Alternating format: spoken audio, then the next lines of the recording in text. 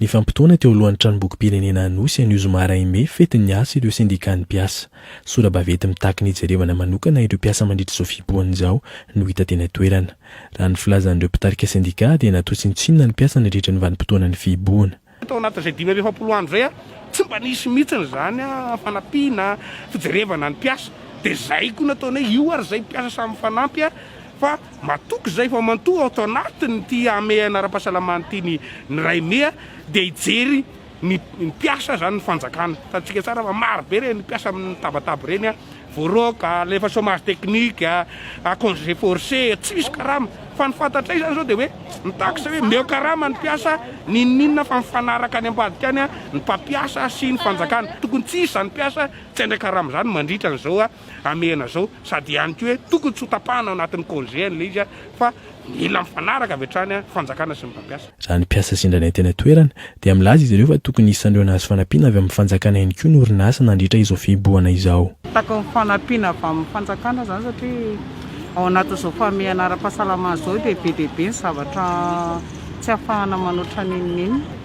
Fa ny angatanay raha ohatra misy ny fanampiana amen'ny fanjakana dia mba alefa ny anatin'ny orinasa ilay izy zany dia fa tsy alefa ny anivon'ny fokotany mihitsy. Satria ilay ny fokotany lasa problème be ho an'ilay olona miasa ilay izy dia lasa voahikinika ilay olona eny amin'ny fiarahamonina.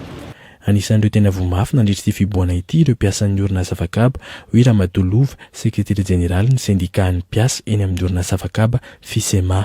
Misy ireo mpiasa izay nalefan'ny orinasa chômage technique, eo ireo tapaka karama ary misy aza voaroka mihitsy.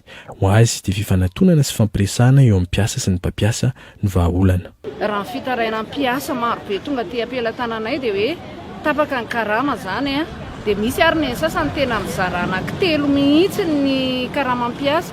Zay moa zany efa nanao antsoavy foana ny hatramin'izay ary mandrakity ny androany fa hoe mba jerevo ny mpiasa satria tsisy mijery mihitsy ny mpiasa, tsisy mihaino mihitsy ny mpiasa zany eo le resaka hoe tokony fampiresaka ny andaniny sy ny ankilany zany. Tsy misy fampiroboroboana ny dialogue social zany eo amin'ny toeram-piasana fa ohatrany hoe fanapahan-kevitry ny mpampiasa irery ihany. Dia rehefa ohatra ka hoe tsy manana congé tsony ianao dia tsy maintsy tapahany ny karamanao.